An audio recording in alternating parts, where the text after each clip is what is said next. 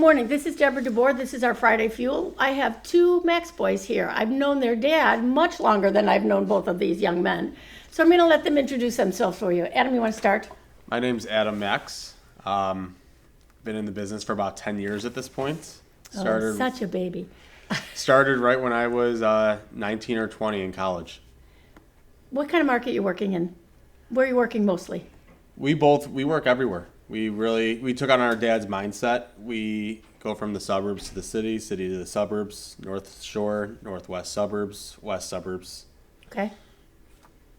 My name is Michael Max. I've been in the business for 10 years as well. I started off with my leasing license, and I was going back and forth. I was going to school at University of Illinois. So I tell my clients, give me 24 hours notice, and I can come back and do the showings. So I started off with rentals, got into sales.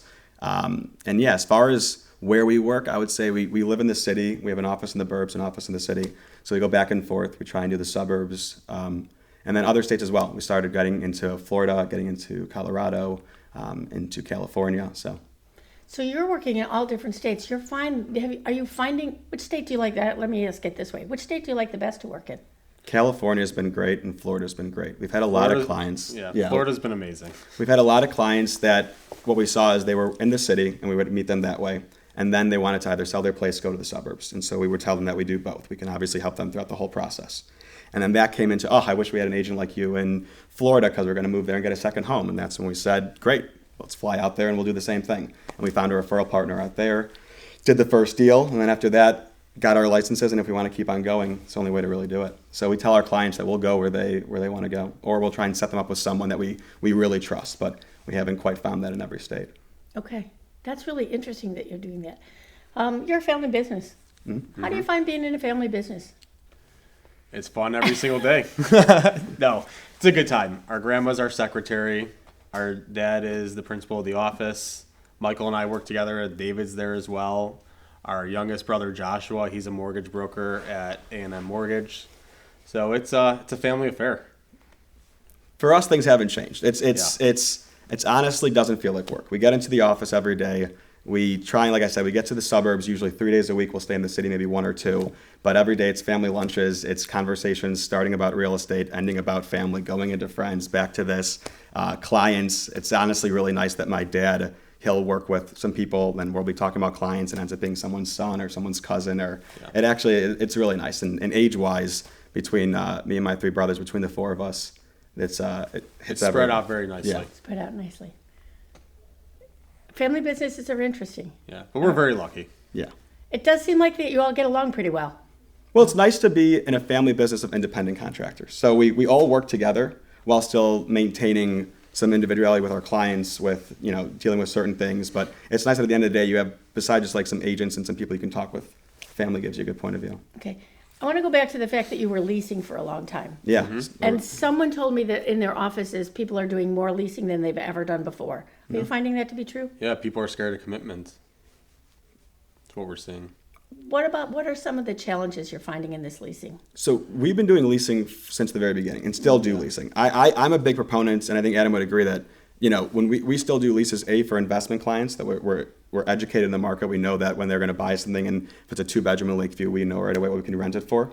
And then also how hard it's going to be to rent. So for us, it's not just about helping just the renters. It's also the side of it for investments and for clients in that way. But it's definitely gotten really hard. I mean, when we first were doing rentals, management companies were a thing, obviously, but not nearly as much. And they weren't really on the MLS. I mean, every time I went to a building, they would be asking us, can you put one of our units on the MLS? And it was like the most easy kind of thing that was kind of going on.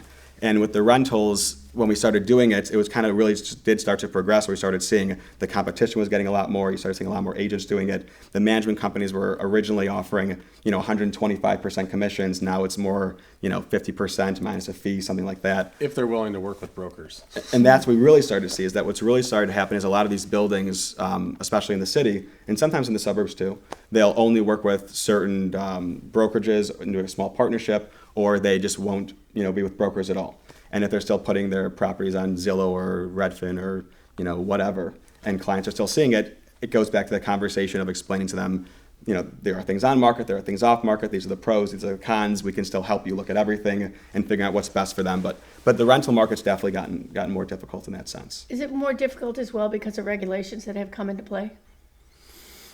You know, City of Chicago regulations, some of the leasing regulations that everybody's laboring, you know, the regulations for landlords for just having a lease, for renting to someone, from getting someone to, I'm going to say to you, well, okay, both of you are want to rent my property. So I'm going to do a credit and a background check on you in Chicago, and really, no, I'm not going to do that in Chicago. So when it comes to clients, when I say we've dealt with like all types of clients, especially with like rentals, with sales, with everything, I mean we've dealt with all types of clients. And when I say like low credit scores, again, you never know why someone's credit. Sometimes it's a student loan, sometimes it's a divorce. But I mean, we've dealt with people in the credit scores of like the high 400s. And I say the same thing every time. You're not going to go homeless. I haven't had anyone go homeless. You're not going to be my first. We're going to find you a home. It's just a matter of where we're going to find the home. So you have to get creative, and you have to find certain people where we say, okay, you know, the credit's low. This is why. Maybe we write up a letter. You don't care about the letter. You just care about the numbers. You don't trust us. Maybe it's getting into a larger deposit. A lot of times what we see now with these management companies, they don't do security deposits. They just do, you know, a one-time non-refundable fee. And with the management companies, they're much more strict, right? So when you deal with these rental companies, they're going to be much more, you know, 3 times the monthly rent. This is the credit score. If you have it, you're in. If you don't, you're out. They don't want to get sued by anyone, so they have the exact same criteria for every single everybody. person, and Straight across the board. that's what they do. But when you get into a landlord situation, you get a little bit more of an opportunity where they're going to look at the person and maybe, I'm not saying give into the story, but they're going to be more open to the situation. You're able to fight more for your client when you're working with a private landlord. Yeah. Okay. All right. The working together. Do you do deals together? Mm-hmm. Sometimes. We're a part of we are part of every deal that we each do, as far as being, once we get a deal, create the file, send everything to him, vice versa, update each other, make sure that we're on it. We'll figure out based on the client who's going to spearhead, who's the client going to jive maybe a little bit better with. That person might take more of a friendly with the clients, while the other person does more of the back work, dealing with the attorney, with the lender. So I hire both. So essentially, I hire both of you. If you were gonna sell my house. Yeah. You're my guys. Right We're after your this, guys. we have a showing that we do our showings together. It's more, number one, it keeps our job more fun. We're a very good yin and yang, where Okay. he balances me, I balance him. If I forget something, he remembers it, vice versa.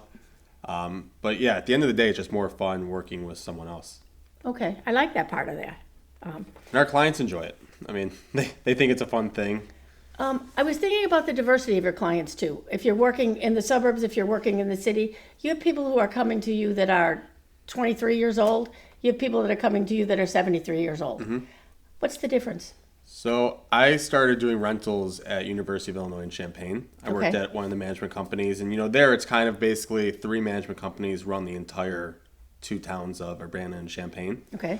And I would just be showing 18-year-olds, 19-year-olds, 20-year-olds, international students, people from within the town. And at the end of the day, you still have to explain exactly what they're looking at applying for and the criteria. But when it comes to helping someone that's 18 or helping someone that's 75, at the end of the day, they all just want somewhere to live. And that's our biggest, the biggest thing we want to get through to them, is that we want everyone to be treated the exact same. And it's still where they're going to be calling home. Yeah, I was gonna say, I don't know. It's funny you say that, because we besides working in different areas and then different age brackets, some people are an old soul, some are young, some are this. They just kind of really depends on the person. Sometimes we're helping someone in their 20s who, I think honestly, separate from age, what we really try and do is the second we meet someone, we say, what's important to you? So obviously, where do you want to live? How many bedrooms? How many bathrooms? What kind of finishes? Do you need parking, pets, all that stuff? But then after that, it's the conversation of, who are you? What are you looking for? Do you want to walk out your door and see pets? Do you want to be by a park? Do you want to be by schools? Do you want to be by bars, by clubs? We like, obviously in this industry, we never want to assume, how old someone is, stuff like that. But by looking at someone, I just want to say to them, well, what do you want? Do you want to be by restaurants? What's your vibe? And from there, we kind of see if they want more of a more youthful area, in the sense of something with more bars or more restaurants or more night events, or if they want to be somewhere that's quieter or whatever. So I think less than the age, it's more just about like figuring out what that person wants in like every aspect, not just the home, but outside of the home. What area do they really want to be in? I have a friend who said, I'll go and show people 6 houses. Yeah. First time 6 houses. Next time I'll know what house they should buy. Mm-hmm. Simple as that. Yeah, we Yeah. tell Because I everyone. listen really carefully to those Yeah. first 6 houses. And we tell everyone, like, we try and show everyone, it's funny you say like 6, we try and show everyone when we go out the first time, let's try and pick 5 homes. If they want to do less, great, but 5 homes. And even if you're on the cusp of one and you're like, I don't really know I don't want to waste your time, they'll say. We always say, no, let's add it in there because maybe seeing 4 wrong ones makes that one right one work. And sometimes we'll just have a tour day. We'll just have our clients either follow us or sit in the car with us, and we'll just drive to different neighborhoods, try and see where they're vibing with. That's an old-fashioned thing. Well, I haven't heard people say that they do that in a long time. We have an We've had- old-fashioned we- trainer. I would believe Our that. dad, Yes. our dad. I mean, that's one of the things too. Is he used to, when we drive around with clients, people say like, you drive your clients, why don't they just follow you? And I say it's not just about transporting them from one place to another. It's the conversations we have while we're there. It's like really, it's not just bonding on a sales level. It's really just saying, okay, like I'm not selling you a T-shirt. I'm selling you a home, and hopefully you're going to be in that home for a while. So we want to really make sure that we connect and that you feel comfortable and that you're enjoying the process because it's. For most people, I would say it's probably the biggest investment you're making of your life to date, right? You do have an old-fashioned trainer there and your dad doing that. That we do. Because I would bet that most people these days do not put people in their cars with them. Do not drive people around. Do not tour neighbors. We drive the people with their kids, and then we're showing them in Lakeview. They live in West Lebo. Can you drop me off afterwards? Sure, why not? We will grab dinner. It's just you just have to, because when you have a client coming from out of state or graduating college, they'll say they want somewhere in the city. The city's it's huge. Some Right. people think of the city just as like the Loop and the downtown area, but I still think of Lakeview as part of the city.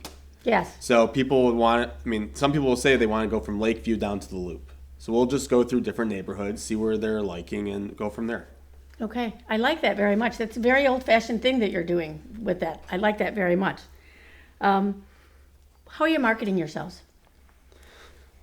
I would say, honestly, we both take a deep sigh. It's something we honestly are working on to decide because we've always been really fortunate that we've been just organic referral based. That's how it was. When we were younger and doing the leases, like I said, we were just getting a lot of the rentals because no one else really wanted to do it. And at that time, which I wish things would go back a little bit, we were getting floor calls. So, people were just calling the office saying, I need a realtor, I want to look in the area. Our grandma would field some of them more towards us maybe than other agents, but who wants to take it? And we were the ones who were saying, we didn't care on the price. $800 rental, mine. I'll meet you right now. Right. Yeah, we'd stay in the suburbs till 7 o'clock at night showing an $800 rental. Your grandma said to go. You had to go. But we still, what is the thing? That's Yeah. what we still say. It's one day on a Friday we could be showing a $2 million condo, and then on Monday showing a $900 rental. To that $900 rental, that is their $2 million condo. To that person, it's still so we have to always remind ourselves that when we're dealing with someone, that's part of our job is not just, like you said, not just to turn a key, but be in a good mood. Someone else has a long day of work, be in a good mood, get them excited, get them going, figure it out for the day. So it all kind of encompasses each other, But in terms of marketing, you'll see some people focus on one certain neighborhood or focus on a certain price point. We really market everything. We'll show the $800 apartment on our Instagram, Facebook, whatever it is, and we'll show the $2 million listing right next to it. Okay. We're not concentrating on a certain price point. We look at every client, and we'll show every client that is referred to us or wants to work with us. And circling that to your question, I think that is the way that we do our marketing. When we get a referral, it really is, whether it's someone saying this is my cousin or this is my sister's boyfriend's eye doctor, they're really knowing these are the Max brothers. No matter what you want, they'll help you. If you want to be in the city, the burb, whatever it is, like they'll be your guys. They'll take care of you. And that's something we really try and market. So we're really only doing organic referrals. We've tried doing a little, a couple of years ago, we tried doing some advertising on Zillow or some of those platforms, and it wasn't a right fit for us. It's maybe for someone else. And I think if you're doing different things or cold calling is great. We still do cold calling. We still do some of those other things, but kind of like you were saying, we do more of the old fashioned. We like going to more of the open houses, going to the brokers opens, really just networking, meeting people, just essentially meeting people. And we definitely feel older because when we first graduated, we were doing just all postcards. Okay. And then we started doing Facebook. And then all of a sudden Instagram got really big, so we would do Instagram. And now we're at the point where everyone's doing videos and TikToks, and we're just not there yet because we're still stuck in kind of just like meeting people, like we'll message them, we'll talk to them organically, but we're not embarrassed at the end of the day, if you wrote a 5-star review, if we went from starting with handshakes to ending with hugs, if you're in your home and you're loving it, we have no shame in saying at the end of the transaction, please tell all your friends and family. There's no deal too small, no deal too big. Yeah. Whether it's in-state, out-of-state, we'd love to just be involved. And that's really the only I would say true referral marketing that we've done that's proven for the last 10 years. We don't do video shoots. We'll actually we'll take out our phone and we'll take pictures of where we are with our client or take a video with our client, but we're not we're not at the point yet, or I don't think we have to be yet, where we're hiring a videographer to come put on makeup on us and take a video of our condo yet. We're doing things organically. But you're staging the houses when you're selling them and all that. You're Oh, doing all yeah. that, Of but course. You're For the talking about homes. yourself. Yeah, he's Yeah, saying we're we're talking not about doing ourselves. a podcast. We're not, doing the we're not- makeup and, doing a backdrop and, talking about real estate. We want to, when we're not in the office, we're out showing, trying to make money. Yeah. Right. So we're And not we're showing people that side of it. Right. Which is more interesting to them, I think, besides. We hope. I hope Yeah. So, It's working. Thank you. thanks. All right. It's a challenging market now. So you've been in the market long enough to have seen probably who have missed the really bad times in the late 90s, to miss those bad times. Yeah. And had been and started in some really good markets. You worked in some really hot dog markets where everything was going great. More challenging market now than it's been in a while. Yeah, this is our first challenge. This is our first true challenging market we've been through as full-on adults. One of the things, To put I it love simply. that. No, but one I of the things that honestly I don't think I'll ever forget was when it was 2008, 2009 when Yes. it was really going bad. It was bad. And I remember sitting around the table. It was like I was with my whole family. We were out for dinner in downtown Highland Park, and we were talking. And I remember saying, I don't know what everyone's, my friends are this and that, and I don't know what everyone's talking about. Like, everything's fine, we're fine, like the market's fine, nothing's wrong. And I remember my dad looking at me with just this blank look of being like, no. And that's when he really sat down. He goes, my job is to make it seem like everything's fine. Yeah. But no, this is a down market. And started explaining it and talking it. And even at that young age, it was like, okay, when you have clients now, you need to say to your clients, this is what's going on. Like, even right now, we say to our clients, you're marrying the price, not the interest rate. The interest rates are higher. There's no doubt about that, right? So what we try and do navigate through this market is saying, okay, why are you buying and what's the mindset for your purchase? Are you trying to buy something that you're going to be in for a couple of years and then sell? Are you looking to buy something as an investment? Are you looking to buy something and it's going to be your forever home? That kind of helps navigate how we're going to respond to them. If it's going to be the forever home, we're not as worried about the rates maybe, right? We want to make sure we get the right price in a year, 2 years, And the maybe we'll right home. refinance, get the right home. Right now, with the rates being higher and with inventory being lower, that's another thing we face is if you need to buy, we want to make sure we get you the right place and make sure the numbers work. But if you don't need to buy, it's a really hard conversation for us to have, and not to shoot ourselves in the foot, but we don't want to sell you something and then a year later you call us and say, oh, I just saw 20 other homes that I like 10 times more. So if Or that they want to sell and they're not going to make money. Right, That's so We're just, not going to make money. Right. That's probably I think it's one of very- the biggest fears that realtors have right now. I'm going to sell you something, and a year from now, somebody gets transferred, and they come back to you and say, "Well, sell my house," and you have to say, "Well, yeah. okay, but." now We've had tough conversations with a few of our buyers that we've had to tell them it's best you rent right now. Yes. It's a difficult conversation to have, and they don't want to hear it either because they're all gun ho on wanting to buy and go get their off. life started. But Yeah. for them, it's just for a lot of our buyers, it's just not the right time. And we do. I never am someone who likes to cut my commission or Adam cut his commission, or we see value in what we do. But still, if we're helping out clients and we've helped them with a purchase, and we don't want we're fortunate enough to say that we haven't had any client lose money on a deal. And we've gotten to a couple of situations where we brought money to the table to ensure that doesn't happen. So, someone bought something and it is they're in the hole. There's not much we can. We're not making millions of dollars on every transaction. But if there's something and it's on the fence, we make sure that they get a little surprise at the end and they come out okay. That's an interesting word you use. Well, the last person I had talking in here said, in order to keep clients these days, you have to surprise and delight them. And I think there's something to that because there's a lot of you out there. Yeah. There's a lot of realtors I can pick from.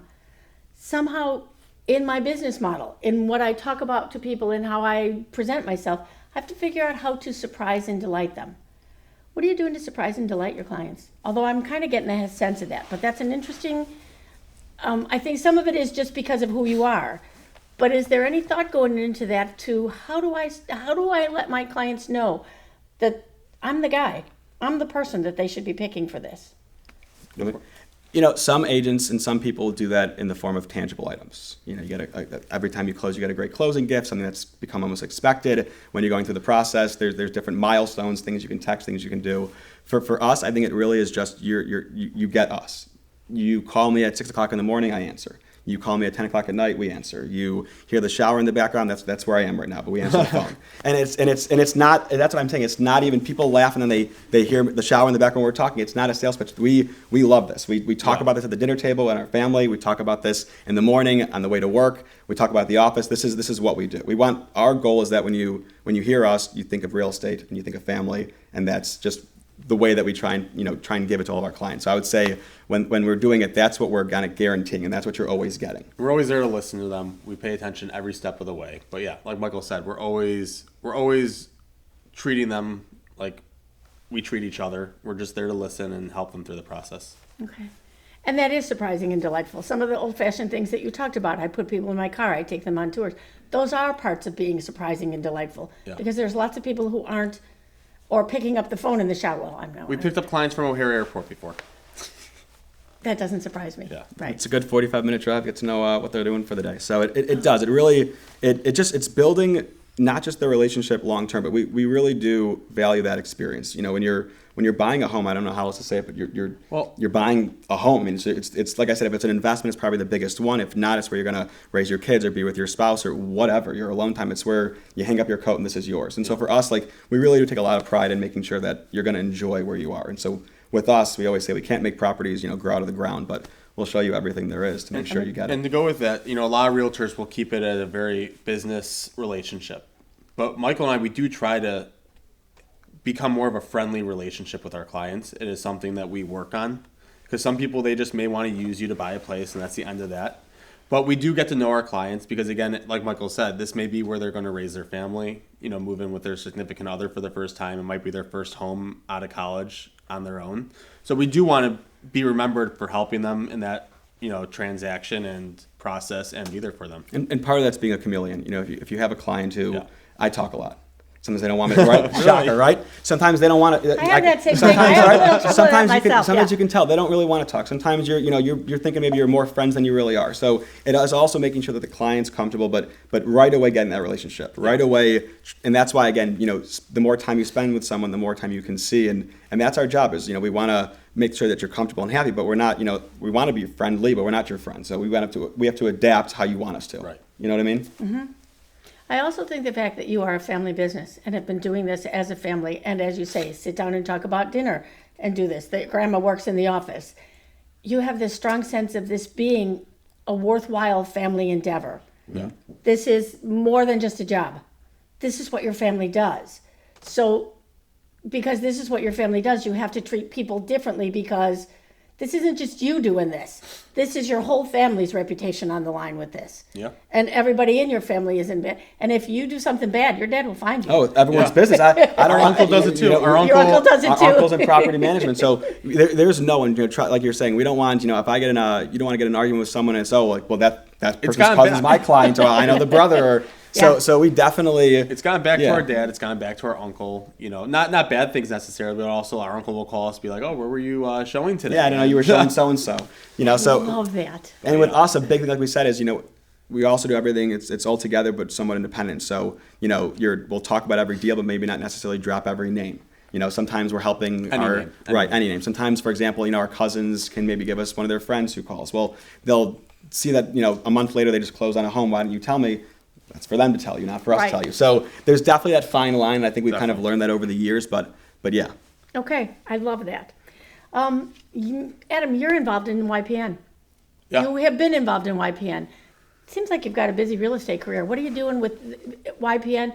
And for those, will you explain what YPN first is, and then tell us why you've been involved in all that? Well, first off, Michael helps a lot when I'm able to put my time in here. Okay. The partnership. But I think I started YPN with Steve, the past CEO, about 4 or 5 years ago at this point. Okay. And, we both lived in the city, and we see all of our friends and their car going to these black tie events and going to Manny's every weekend for brunch. And, we knew that there was a community at NASBAR, but we didn't see that very often. So I was really wanting to create that.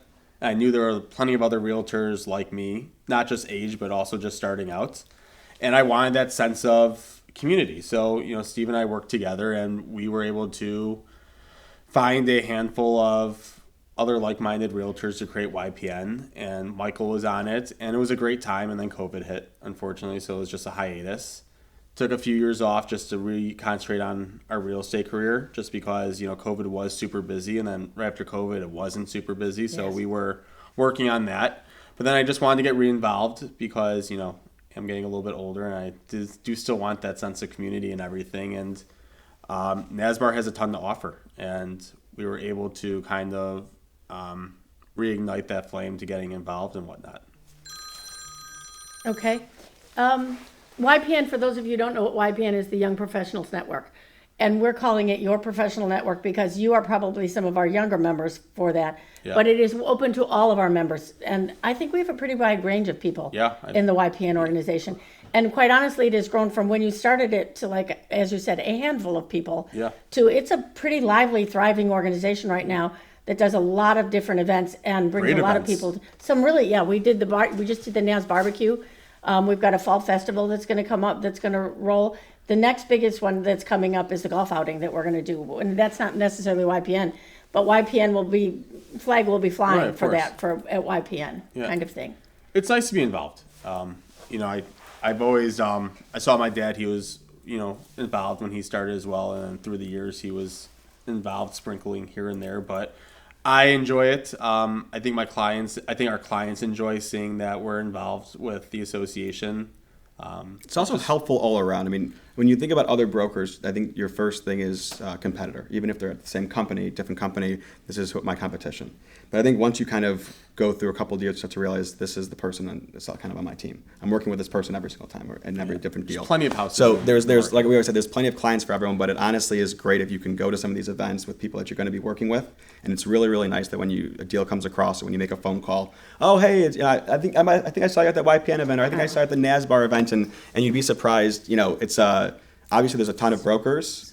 Right, but everything. Exactly. It smooths the whole transaction out, and you realize it's a little bit smaller of a community than you thought, and you're going to be working with these people a little bit more than maybe you thought. It's a very small community, and it's good to. It really is a small community, and I can't stress enough, and I try to stress this always to new people, is how important it is that you know who's on the other side of the phone. Yeah. If I have a deal that's going bad, and I don't know you, that's when the phone call is a bad and ugly phone call. It's personal. It's personal, Shots and I'm fired. going to yell at you, and shots fired. Exactly right. If I've met you and I like you, it's still going to be a hard call. Yeah. It's still going to be a hard call, but the personal will kind of drop off a little bit because I already like you a little bit. So and if you know how someone works, if I'm talking with, there are times we've dealt with clients and, everything's been really smooth, and now you're at, the attorney inspection period, and then all of a sudden, things are getting a little bit more serious. And I always say, sometimes when the attorneys are getting involved, things aren't maybe sugar-coated as nicely, stuff like that. It's nice to say, I know the other broker, I've worked with them before, this can't be that. Let me give them a call. Let me make sure we can smooth this over. Let me see what's going on. And half the times when we call the other broker, oh, I didn't even know this, or I didn't know X, Y, and Z, or, what happened? So it's really about, I think just the more events and the more, that's why we still do brokers opens, is to see the house and the people. The more brokers and ways that you can meet people, I think will be more beneficial to your business long term and for your clients. I'm also a great proponent of Brokers Open, that old-fashioned thing again. Yeah. And mostly for new agents, but all agents, but particularly for new agents, simply because we can do a lot of education in the classroom, tons of education in the classroom. What I can't give them is what is on the job training, which you've been learning at your dining room table for years, but other agents haven't. I want them to sit in the car with the people who are going on the Brokers Open and listen to what they're talking about. Because they're telling you, oh, there was flooding in that house, and there was this in this house, and this happened. It's not written down anywhere. You have to actually be out in the field hearing that stuff. Mm-hmm. And I think that's critical to be a great agent. And the people you can meet. I mean, you'd be surprised. People want to hear a big realtor or someone speak, and you go pay money for an event to get 30 minutes of their time. Here you've got that same person sitting in an empty house for 2 hours. Right. Go there and talk to them, ask them. They're sitting there, twiddling their fingers, same as you. Learn the market at the end of the day as well.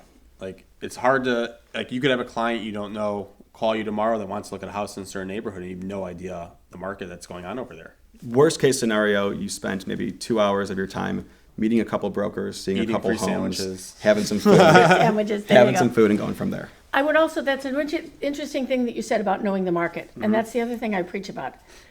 In this day and age, you have to know your market's cold. Yeah. I was listening to you talk about leasing things. You know your buildings. Mm-hmm. My guess is I could say, oh, the building at once, blah, blah, blah, blah. And you could say, okay, well, this is what lives in it. This is the kind of house or condos or apartments that are in this building. And on the 31st floor, they're this, and over here, they're this.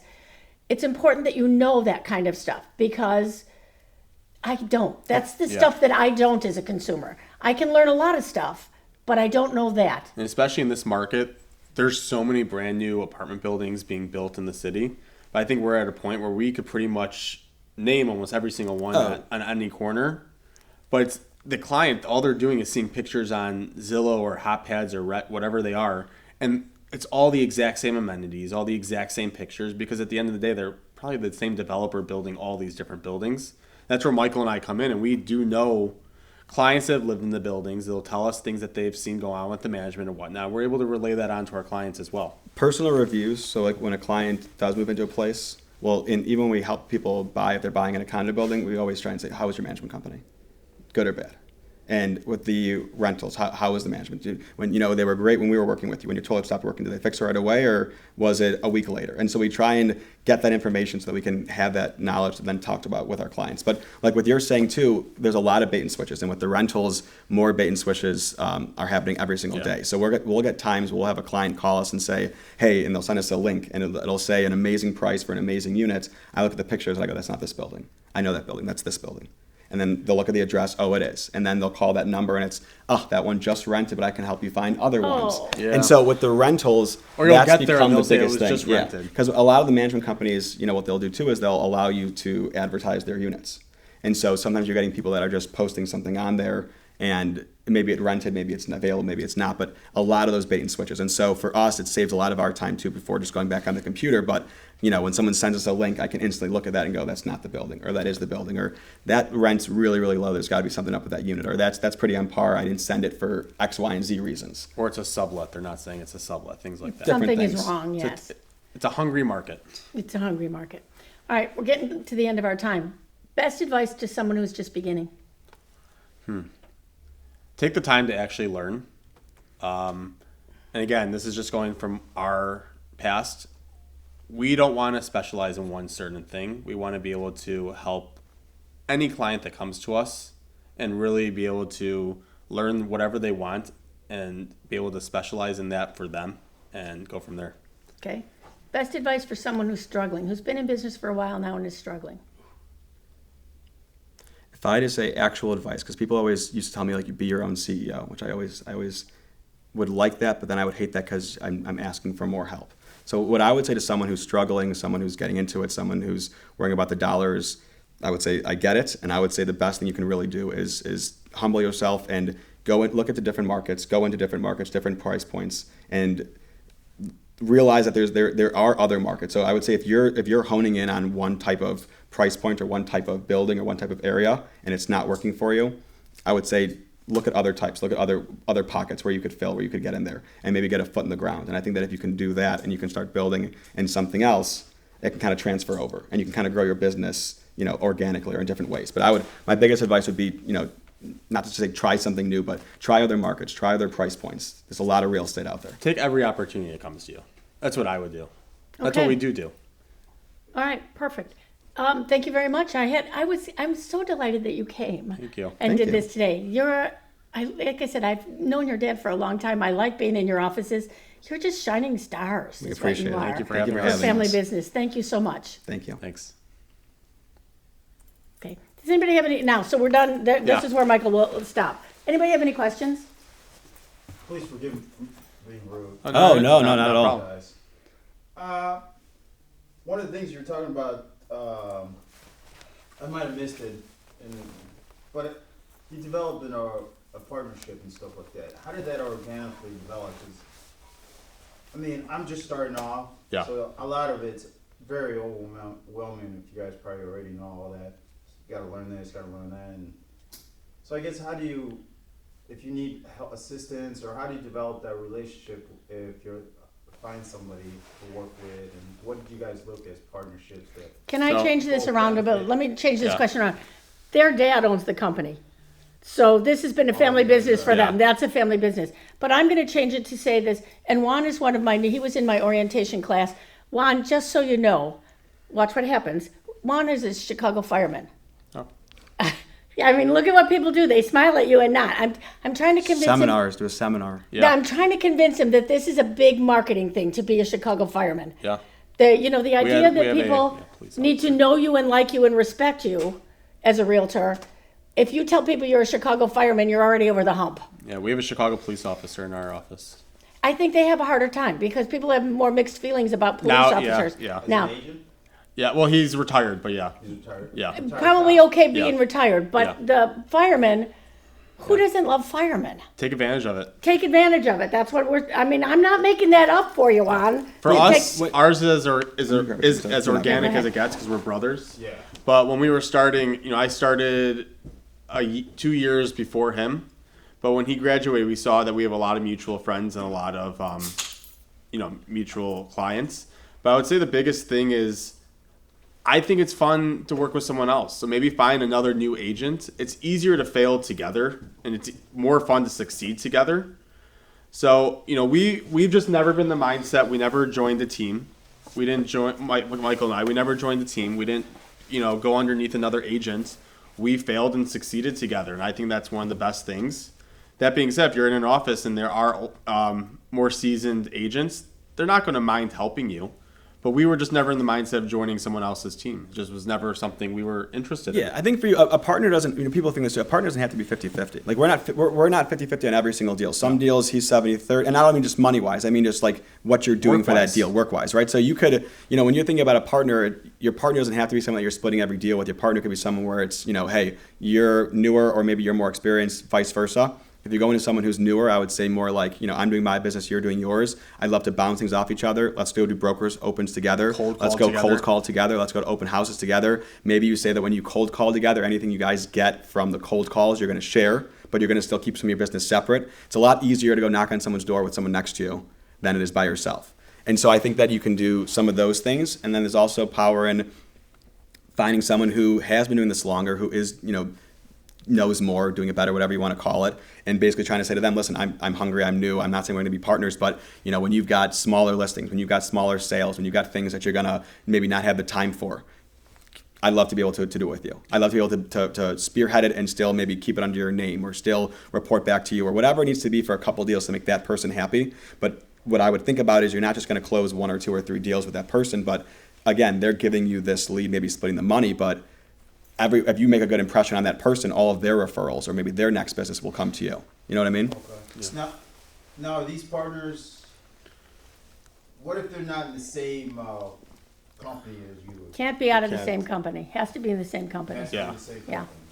You'd be surprised. I don't know what company you're at, but if you send an email to your company, if you guys have like a all directory and you say like you're looking to sit 2 open houses a weekend, you'll have tons of agents probably reaching out to you. Any rental leads that they get in, ask them if you could work on them.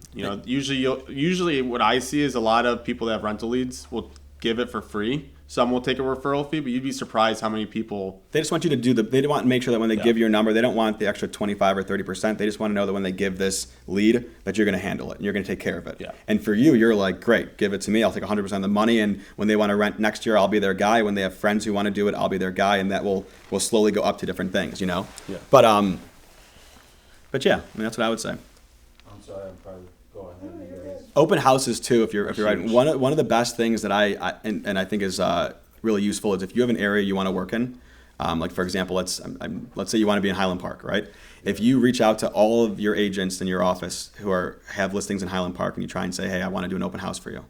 If you could shut up maybe on a Saturday, you're going to do someone's open house in Highland Park from 10 to 12, and you're going to do someone else's from 12 to 2. You're going to do a different one maybe from 2 to 4. And you try and pick ones that are maybe in the same price range, in the same area. You're probably going to get the same buyers that will go to these different homes. They'll see So it. now you'll look great if you go to a home in Highland Park and someone walks in without a broker and sees you. And then the next time they go to the second house an hour later, you're over there. And they're wrapping up their day after seeing a couple more in between, and then you're right there. You're Mr. Highland Park already. And they don't need to know that these aren't your listings. I mean, you don't want to deceive someone, but you're Mr. Highland Park. You've been at 3 different houses. You know what's going on. You know what the other buyer's looking at, and you're already proven that you've done, what their price point is, right? So there's little things like that you can do to show a buyer or show someone that you're already an expert or educated in the area before really even talking. You guys have I assume they're non-family members working. Yeah, Most we are have not. we have like 25 agents in our office that There's a big office. yeah. Not Yeah. everyone comes in nowadays just post COVID, but we have a healthy roster. We have agents that work all over. We But- try and make sure there's a difference between like the Maxes or the Max team and Advisors North. You know what I mean? Yeah. So if someone wants to join the company, that's different than if they were maybe going to join and do a team with us. And we'd make sure that that's super clear and especially like, the way it's handled and everything. Yeah, but I mean, on the side, we don't advertise ourselves as like the Max team. We're just two realtors that work together, and our office is essentially a team at Compass. But we know when it's time for family time and when it's time to take that off in the office. When another agent walks in, we're done having lunch and talking. We're going back to work. Do you have spouses that work in real estate? Or significant others? My spouse is a It's therapist, far which away works from out those well for things me. Yeah, that no, we she's have. does not. I actually, it's funny. When she was finishing up her master's and everything with therapy, I was like, "You love this, or are you sure you don't want to come with me to the office? We could do some different." And she was like, "Absolutely not." So no, Both our others just think we talk to each other a lot. A lot. I would imagine. Yeah. But usually Yeah. it's always real estate. yeah, a little this, a little that. It's, Yeah. I hope they like your families. I hope they like being part of your families. They won't be Yeah, around this long if it's they a I was lot. didn't. gonna say. We I know mean, it's a lot. It's Yeah. You just want? yeah. You were saying something about management companies. Yeah. Do you go? Is that a good route to go if you don't mind doing rentals or whatever to go talk to management companies? Yeah. They'll pass you the So referrals? I Yes. I was gonna say afterwards give you a list, but they're not going to. So they only pay you if they need to, right? So what a lot of these management companies do is, especially even when they, just being honest, even when they put it on the MLS, they really sometimes will put it even on the MLS like maybe a small fee because they don't really want to work with you. But by putting it on there, it's going to all these sites and advertising everywhere. So what they'll do is there's actually a lot of places in the city and in the suburbs, like 770 is another one. They'll pay you a full month's rent. They just won't advertise it. If you call them up and say, "Hey, I've got a client, for your building that I'd like to show. I was wondering if you're working with brokers." Yeah, we work with brokers. What are you paying? We pay 100%, 125% of the commission. So if you rent a $3,000 apartment, your company gets a check for $3,000. That's where the rentals, when I was really getting into these, I mean, at the time we were doing, it was probably like 100, 110 rentals a year. But my mindset was, wait a second, if we could get someone that's renting between, $1,500 or $3,000, and I could do 4 or 5 of these a month, it was just, rinse, wash, repeat, and keep on going. So with the management companies, I can give you like a list of them. You can Google different stuff. You could also find smaller ones as well that don't manage these high rises, like Rogers Park. Our uncle's there, and we know he works with brokers, and They just don't you'll advertise see, it. You'll see usually their plaques on the front of the building, like Yeah. managed by. Yeah. Call them up, ask them if they have a list of vacant apartments, and they'll usually, I would say 8 times out of 10 they'll work with brokers. Same like a for sale by owner. I mean, you call it for sale by owner, and you assume that they're doing it because they don't want to pay anyone. But if you say I got a buyer or something, they'll say, "Oh, well, I'm not on a broker, but if you bring a buyer, I'll pay you X percentage." Yeah. And if not, then goodbye. And I think hot sheets is still a thing where you could call up these management companies and they send out hot sheets of hot sheets like HOT sheets. They'll send out all their vacancies that they have for that week. And sometimes if you ask them if you can market it, they'll say yes or no. They maybe not. A lot of them won't let you put it like on the MLS under your name. Not on the MLS. Right, But, but like if on you wanna put on your Instagram, you wanna market it. A lot of times they're like, "Yeah, you wanna give us free advertising?" Like, sure, just put our name on it. Yeah. Get that in writing. Yeah, get it in Get it writing. in We writing. do it in emails, but Yeah, but right, that is in writing. If you do it in email, that's in writing. Yeah. Just get a better way to say it, get documentation. yeah. But Yeah. PPM is one like if you put on like PPM management, that's like a good one to start. They have like 13 or 14 buildings and they work with brokers. Yeah, they're great. Okay. So I can just look up these type of property managements on Google and Yeah. start calling. The best thing honestly is like I would pick whatever market you want to be in. Like if it's in the city and you want to do River North, if it's in the suburbs you want to do Palatine, I would just say apartments in that area. Yeah. Get a list of, they're going to be non-MLS, like apartment buildings. You'll type in Google apartment buildings. You'll get a list of maybe like 10, 12, whatever. Call each and every one of them and say, "Do you work with brokers?" And then what do you pay? If they say no, we hang up. If they say yes, great, and you write down what they pay. And then now when you've got a client, right, who's maybe looking in this area, you're going to go on the MLS and you're going to do your MLS search, but now you've got another 4 or 5 properties that you could send them that are off market, right, and that you'll fully get paid on. Yeah. So it's okay to ask them, okay, do you work with brokers, and then ask them the payment? Yeah. Yeah, I want to know what I get paid. Yeah. You're not bringing a client for free, so make sure you Yeah. ask them because they could say they're working with brokers and pay you nothing. We've Always had in that writing happen. after. You call, "Hey, do you work with brokers?" "Yes, we do." "Great. What commission are you offering?" "Oh, we offer 100%. "Perfect. Can I send an email address and make a key card?" And then you're going to send the email. They're going to email you back that they pay that commission, that they work with brokers. If you want to make they call it a key card or an access card for your clients. And then it's really important, all you do, right? Let's say you have a client in mind, you email them right away and you put that client's name and you put it in writing and you email to them. God forbid that client calls the building not knowing that they shouldn't and that they end up going there for a tour, you'll still get paid because you registered that client under your name. Does that make sense? Yeah, that's a lot. I mean, Yeah. I don't know if I can grasp all that right now, but I'm trying to write it all down. Sorry, so just when you find a company, like when you are Googling and you find that like a management Yeah. company will work, for example, What area? Do you have an area you're looking at? I think I'm gonna start in Portage Park because that's kind of the area I used to live in, Huh. which is. But if you think about it, like if I have a client in Northbrook, right where we are in Northbrook, that's or right over here in Northbrook, that's looking for a 2-bedroom, 2-bathroom. I go on the MLS and I do a search for a 2-bedroom, 2-bathroom up to their price. I get like 7 results, right? Then I'll go on Google. This is what you'd go on Google and you'd say, Northbrook apartment buildings, and you get a list of however many. Most of them might be newer, but however many, right? And then you'll call each one and you'll say, do you work with brokers? If they say no, then call ends. If they say yes, then it's how much what commission do you offer? And then once they tell you that, then I just would say to that person on the phone, great, can I have the leasing agent's email address? And I would email them with your client's info, and then you're automatically logged on there. Now, if your client calls or anything, your name's associated with it, and you get paid. Okay. All right. That's the rentals. I mean, that's like the best way to do it. If you can get like those, I mean, that's in my mind. If you can go to a couple of those apartment buildings, and you can, if you're going to be in that area, and you have clients that are for it, and you can just bring them over there. And it goes with Yeah. talking to your people in your office and saying, I'm happy to do any rentals you have. Yeah. Because there's your rental clients for doing that. That you want to find those rental clients because agents don't like to work with rentals. Yeah. Now, you guys did nothing but rentals for a long time. We That- still- we that's still a- do rentals. But that's how you grew up doing it. Yeah. So you know how to do them, you know how to do them fast. Most agents do 2 rentals a year. They're hard now. They're hard, they're a pain in the neck, there's a lot of rules that go with them and they don't want to, and they get $1,000 for them, or $1,500 for them, and they don't want to. So that's the business they're happy to hand to someone who's new, and like you said, they'll give it to you, they don't even want a referral fee, they just want you to do a good job so their client is happy, and take care of it for me. Okay. And you grow with the client, right? Like some people say, Yeah. everyone wants to sell. Not everyone. I think most people want to sell the $20 million home to someone, the forever dream home, right? But I always say it's great if you could help someone with their small rental when they're a little bit younger, whatever. And then now next year they want to get a better rental, and then maybe in a couple of years they want to buy a small home, and then they want to sell that home, and then they want to buy a different home. You'll and grow with them. grow with them, and then they're going to give you a lot more leads and a lot more referrals. And I mean that's a great way to grow. In 20 years down the road, you're doing their kids. Yeah. Yeah. What's your? This is the one issue I had with one of the clients. I took them to like 10 properties, Yeah. and then like on the last one, they were about that. She said, okay, I'll do the paperwork on this one and whatever.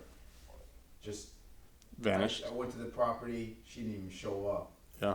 And then after that, so how do you cover yourself as an agent on something like that? Because You can't. I'm frustrated. I did a lot of work, took her there, took this, did this. Joe even picked her up and whatever.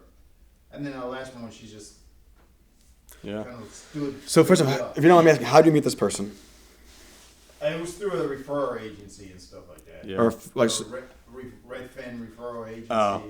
so not your own. So it wasn't like a referral from like an agent in your office. It was like a. Yeah. Oh, and that's my sponsoring broker got the referral. She gave it to me, and I was like, I tried to make it happen. Yeah, so what we do, we ask all of our rental clients the exact same questions before we start out, like where they're looking to move, their price point, do they have pets, do they have dogs?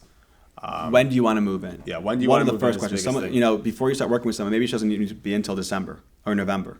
People don't realize that, well, that's not how the rental market works, or it's going to be gone in a month, or I don't want to waste, and then you got to decide for yourself, wasting your time showing someone now or educating them on what's happening now and then waiting and then showing again later. So, you got to have the mindset where if it's not you, it's going to be someone else.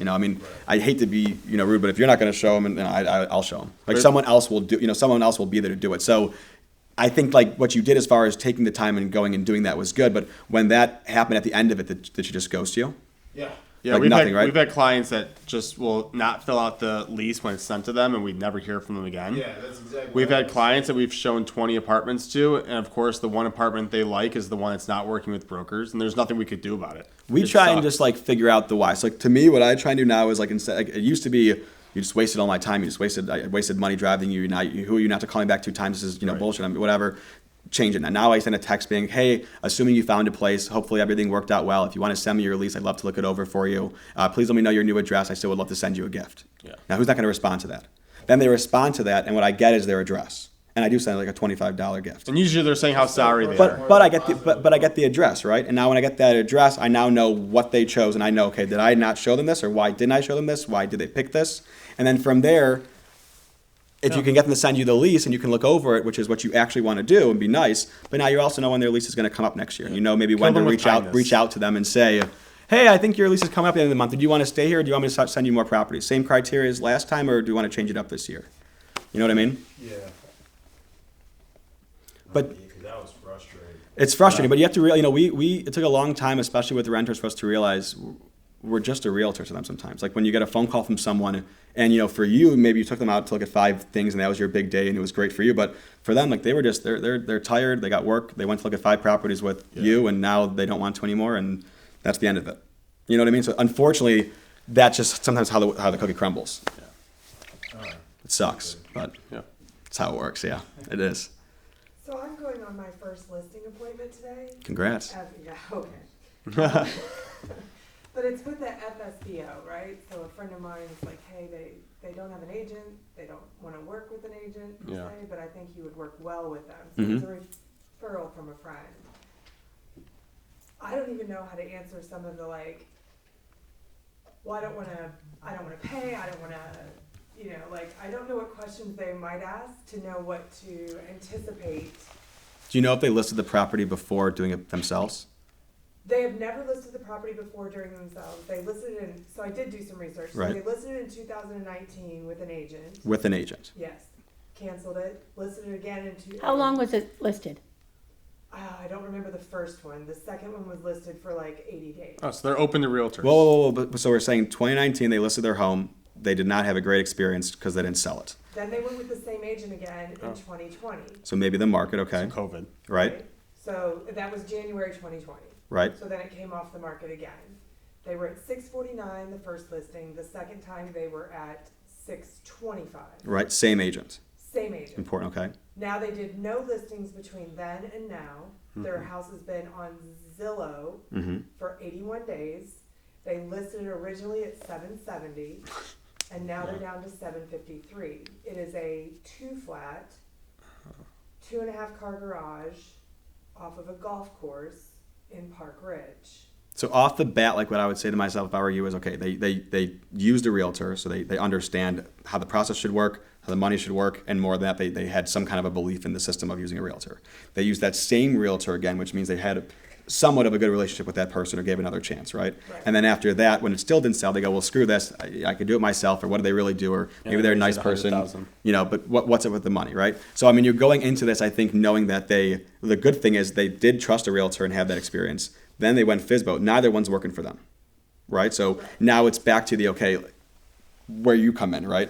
And so, I don't know if I'm going to tell you different listing pitches or if you have specific questions, but, I don't like even- what to even ask or what to do when you get in there. Kind of, other than going in and seeing the house and, walking through it and asking them what their expectations are, they've already had it on Zillow themselves for 84 days. So we I all could tell you if it hasn't sold now, Yeah. it's not gonna sell on their own in the next couple of days. So it is price. I mean, Yeah. it's price because everyone looks on Zillow, so people are seeing it. Right. But you just have to sell yourself. Well, also pictures. I mean, do the pictures look amateur? Are they good? Is the bio good? Is the description well? Do they have all information? Sometimes if I'm looking at a 2-flat and I go in the MLS and I don't put in unit laundry and you don't label it this way, will it even show up to someone? Right. Or I'm sure they're not doing open houses. The other thing is looking up, besides just like comps for the price, how long have things taken to sell at certain price points? I always love coming in here and saying, okay, at this price, I know that you're this guy or this woman, whoever might be saying, well, this next door one sold for this number. I want what he got. Well, it took them 200 days and 3 years of on and off the markets. Right. So looking at not just the comps, but how long it takes to sell and setting up real expectations, because you don't want to be the next realtor to get fired and they get someone else and they get the price drop that you were wanting. So I would say going in there and making sure that you can sell it. I mean, you want the listing, obviously, but making sure that they're gonna allow you to market it properly. They're gonna allow you to do open houses. They're gonna allow you to maybe do email blasts, reach out to brokers, or hold a lunch. They're gonna allow you to do showings when you want. Do they live in there? Do they live in the unit? 24 hours notice, things like that. Yeah. Yeah. Are they going to be difficult? I mean, and these are things that I don't think, I wouldn't even say it in a mean way. I mean, in my mind, you have nothing to lose. You don't have the listing yet, and who knows what they want to do. So I would make sure it's not a waste of your time either, but to go in there and set like real expectations. Like, I can sell this for you and this is how it can be done. This At is where this we need price. to be. And if they don't want to, if they're not even close, I'd rather them call you in a year or 8 months from now saying we're ready to do what you said. Better to be the second or third agent than the first. But the marketing, I think, would be huge. I mean, if they've been doing it by themselves too. Yeah, the pictures are very, iPhone. Yeah. pictures, not professionally done. There's stuff in the pictures. But I think the biggest thing you need to tell them, if it's not selling right now, they're doing something wrong, because everything's selling if it's priced right. And I would even say that if you guys are arguing about price, I always get into, okay, well, you know what? I think we've established that I'm the right person for you. We can do this transaction together, but we're just a little bit iffy on the price. This is what I think. This is what you think. Between you and I, you're the expert, not them. But that's never how it really goes. Up to them at the very end. So then what I would always say is, okay, I think this price, you think this price. Why don't we put it on the private market with our pictures? We'll do everything properly. Let's advertise it. Let's put it on the private market and let's test out your price. Let's have a broker's open. And then maybe what you do is you tell them, I'm going to look up anyone who's sold or brought a buyer in your area in the last year. I'm going to personally call each and every one of them. Hey, new listing coming up, new price, whatever you want to pitch it. And I would say, we're going to really test it and ask them if you can get maybe 10 days or 2 weeks to really test the price, test the market. You get 20 people through the door who all think it's overpriced, you've got your answer. If you have no one through the door, you definitely got to lower the price because no one even likes it for the price. It's a great way of taking advantage of the PLN. By testing price. And then you're not going to have anything on Zillow, market time, because some people there are some people in this kind of a market when they're looking themselves or they're looking on Zillow, if something's on there for more than 20 days, just pass. They think something's wrong with it, move on. If you don't know what the PLN is, it's a private listing network. It's newish, right? It's 2 years old? Oh, it's probably long. I'll bet it's closer to 4. PLN's great. 4? I'll bet it's Okay. closer to 4. It's the private listing network. It's where people can put the houses on before it goes. The private listing network is only available to other realtors. Isn't that what on the MLS when It's you're looking at the when you're categories, looking at it, it's one of those is the Yeah. private listing network. You always Yeah. need to be looking at that because that's like the preview of houses that are coming down the road. Yeah. So and many houses are sold before they ever hit the MLS that goes out to the public at large. They are sold in the private listing network first. Yeah. When you see market time 1-1, that's probably because it was on the PLN before. And this Yeah. is it's super important. I think I know we are talking about how we're in the city, we're in the boroughs, we're trying to go everywhere, but there obviously are certain pockets that we focus on or that we really want to make sure we know the back of our hand. And so every single day, Yeah. picking up those two areas, looking at every new rental, every new property for sale, every new multi-unit, everything. PLN just so that especially. we know, and the PLN. Even if I don't have clients for it, just so that I know everything that's going on in that area at all times. The last thing you want, from what we've seen, is for a client to send you a property. Yeah, that's bad. It's Which the with- worst. with- but with in this day and age, It happens a lot. It's It near happens. impossible because everyone's on Zillow, everyone's on Redfin. And people automatic searches, and it's Yeah. that's when I think you take some of the power away from yourself and you become a tour guide who's opening doors and just saying, yeah, I can get you into this one. Yeah. I always say, with my clients too, you got a job, you go do your job, and a nice way. I'm gonna do this, and this is what I'm gonna do, and I'm gonna focus on it. If I'm doing a bad job, tell me. But if you got time to be looking for yourself and doing all those things, I'm not doing a good job. I want to get those to you before. And one of the best ways to do that is before they can go on Zillow, Redfin, whatever, and look at that property, I should be able to see it on the private network. And if I don't, I'm checking everything every single day anyways. Set yourself on a hot sheet to get properties every morning. That's what we do. Is there any marketing that you've done that you completely said, we will never do that again? And then is there something that you've done that you were like, yes, that is on the nose every single time we're going to use this? You on? We've recently gotten into benches, and we don't do it to make money or anything. Benches, people sit on us. Yeah, so And the park benches. We found that our clients love taking pictures of it, and With they will you, post it. You're not making money off of it. Our most recent one, we did a baby picture of us with our adult pictures next to us. been doing this since birth, whatever. But So people it's- take the pictures and then they'll share them, and that works. I love that. And then we'll put them sometimes by bars, by clubs. The amount of drunk people that do these funny pictures, and we go, our clients are always happy. Whatever you want to try and market or whatever. But we do that, and that The ones we're pretty that's much a little done bit. with, sadly, is probably newspaper ads. Gone. We were putting so much money into newspaper ads, and it just, at the end of the day, all these newspapers are just real estate ads now. Yeah. You look at it's just headshot after headshot, and everyone looks the exact same. So that's probably one we're done with. Zillow, I always go back and forth. We Yeah. did the Zillow advertising where you pay the whatever it is and you get the leads. And numbers wise, economically, it worked out where we had just made 6% on the total 6-month investment, whatever. But But it's I a mean, pain. it was a pain. I mean, it was really tough. I don't know if it's gotten better over the years. But it was tough. To me, it depends what you're looking for. I mean, to us, we've always, not always, but we try and tell ourselves if you put a buyer, a seller, an investor, a renter in front of us, that we'll be able to make that work for them. You know what I mean? But if the goal is, our goal is always just we want that person. That's our thing. Is how do we just get the person in the first place? You know what I mean? Yeah, So- well, I mean, in our office when I'm at, it's like a lot of old school. Like, Postcards work. See, No, I mean they They do. take a year, but they work. So, They so work. I'll tell you, it's funny. This is going back He was 4 years against ago. them. They were in the John Hancock building. Okay. I had a client that was looking to sell, a friend. And they literally said, listen, I'm so sorry. I know you're a friend, but I have to use, there was an older woman. She had I remember these big Yeah. circle glasses. I have to use her, she's the realtor for the building. And I go, there's no realtor for the, I know, but she's been here for 50 years. She does everything. Right. I get her postcards every single week. This woman does everything. And I see every week. I looked her up. Maybe 2 sales in the building. Only 2 sales in the last 20 years. However, consistently, this woman sends mailings with everything. It's her picture on the front, trust your neighbor, and then on the back, it's all the recent things that have gone on in the building. And these people don't even know if it's her or not, but for anyone who was like this, She's my not friend, saying they are hers. She's Right. just telling people what's sold. this in is the what building. it is. And so when they thought they had to sell, they naturally, okay, well, I got to use her. I mean, she's the one who does everything here. And I'm like, well, not really, Yeah. but I mean, I think postcards really work. I really do. you have to do it consistently. Yeah. Like, I don't think you're going to get anything for a year. Nothing But for if a you year. just do it, And do something that is that you could actually manage. You could send out a postcard every quarter or 2 times a quarter. Don't do like a $600 apartment mailing. Choose a small little subdivision, something like that. one thing too we love is I love is if you especially if there's if it's a mid-rise building or if there's a management office inside too, add that management office to your mailing. Like Yeah. we did one when we were at 950 Monroe with the management office, and I would send it just to him. And we got a call from the management saying, hey, one of the original owners who I've been known for yada yada yada called me. He lives in Wisconsin. He wants to sell his place. I've seen you guys send out all the postcards. Can you help out? Yeah, amazing, love it, great. So management companies are great too. When you go to these buildings, go meet the manager, drop off a little something, remind them who you are. Like the door staff. Yeah. Because they're the ones who are going to, anytime someone wants to sell, someone wants to rent, something's going on, they're going to know first. Yeah. And if someone's asking their opinion, they usually are going to trust it, and it's there for a reason. Yeah. Well, I'm working on the postcard thing, I really am, and I'm trying to find a niche, because you hear I send out the schedule for Northwestern, or I send out the basketball schedule for the local high school. So those are the first things I throw out.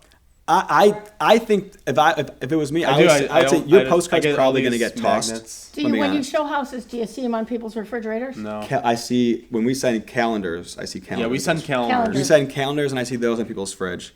Magnets, I don't see. I don't see people keeping the Bears and the Bulls schedules. I just don't see it. Like calendars. Yeah. I'd like rather the- if I wasn't in real estate and I've asked my friends and I got a random postcard and I said, what would make you keep it? Most of them said money or something that's on there. And so we've even seen people start doing, on the postcard, call you, $500 home warranty at closing, like a small little thing like that. And that's for their next place, right? Or if you're going after mailings just for the listing side, maybe you want to have, if it's also could be like a building with rates, maybe when the rates drop, you want to get a lender to do it with you. And maybe it's you and a lender on there to try and minimize the cost Lender or will split or the cost multiply with them. you. But yeah, I think no matter what, they're probably going to toss it out, to be honest. I'm just being honest. But Until here's they the see deal. This is pre-COVID, so this is before. Several of the marketing seminars that I was sitting through for one reason or another would talk all about social media, and then sort of at the end in like a whisper they would say, but we're seeing a lot of this direct mail stuff again working. And I think it was because no one was doing it anymore, and no one the only thing I get is a galaxy of garbage. That's what I get in my mail. So people actually are surprised by seeing anything that's worth looking at in their mail anymore. So postcards, I think, are, they were going back to the marketing guys were going back to their clients and saying, try the postcards again. I think we were just talking about this. I think social media is a phase. All these video things and podcasts, and everyone's videos look the exact same. They all have the Everyone bubble wants to be letter. famous. They all have the podcast. They all have the exact same lettering that they're doing their subtitles in. It's going to die. But mailings could also be It is. outside. Social media's going away. No, but I think this whole Internet is a fact. this whole podcast thing. We look at people's videos and they're all the exact same music, the exact same style that they're doing, and it just Good. It's just people It's have a lot fine. of time on their hands. It's a good thing. I'd rather do this for an hour and a half than do this without any of you guys here and in the background of the house. But Yeah. to each their own.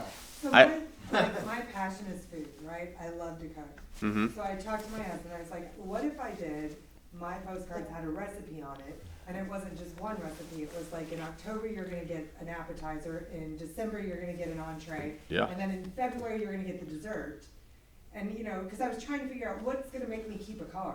Like, Yeah. Who's the I'd be interested. wait. I think that's yeah. Who's the realtor that sends out apple pies if they keep their postcard? I can't remember. You remember it was at a YPN event. I don't remember, but I will tell you that in Alaska when I was there, I hate those postcards. I keep thinking, you're realtors, you're not chefs. Why don't you send them some real estate stuff? Yeah. I got a guy who's like one of the number 3 realtors in Alaska sitting next to me. He said, I like to cook. And I send postcards about what I cook. And I make a lot of money from my postcards. Well, then I guess I'm the dummy here. So, go ahead. Let me just say this, because I gotta say something. I don't think social media is going away, but I think your point's well taken, and what. By the way, so that everybody knows who you are, introduce yourself, would you please? Lasky, I work here. Here's the thing to me. I think the video fad's gonna die down. Right. No, but what I'm talking about, and what I think you're all talking about, is differentiation. It's about being different than everybody else, getting people's attention. That's marketing 101, right? So, the reason that the social media stuff's not working is why? Because it looks like everybody else's stuff. The stuff that looks different, that gains people's attention, that's just a little, it doesn't have to be massive, but just enough, that's what's gonna get people's Yes. attention. Personal. Yeah. Our Friday I funnies think your get point's more. well taken. Yes, It's- exactly. But also, Funnies. well, land to the sale too. I mean, when you to your point too, like you see them these TikToks. Like I see like some of these agents that do these different videos or TikToks, and I look at the views and it's insane. I mean, like Ralph has got like 18,000 people viewed it. It's amazing. But like Yeah. none of those people are just searching through Instagram, looking at videos and whatever. So it's like with your thing with the recipe, my thing would be, you know, if you do that, great. I mean, they might just do your recipe and, you know, then throw it away, whatever. But I would say if there's a way to see if they're reading it or to get them to call you back, maybe it's you're putting your recipe and then at the bottom you're putting a QR code or your number or to call for this or you're going to ship it. And I don't know. But I would say if you can get someone, what I would do in a postcard, if I can give this to someone and have them call me and I can get them on the phone and do whatever, but get them on the phone, like successful postcard. However you want to do that. Yeah. But that's why it's coming back. That's why direct mail is coming back. Yeah. It's Yeah. different. It's right? it's All of a different. sudden People, something- all of a sudden it stopped and now it's coming back again. Ladies and gentlemen, thank you so much. Guys, Thank you. it's been Thank a you. blast. Thanks. Thank you. It's Thanks been so a much. blast. Thank you. Views and opinions expressed by this presenter are theirs. They may not reflect the views of North Shore-Barrington Association of Realtors.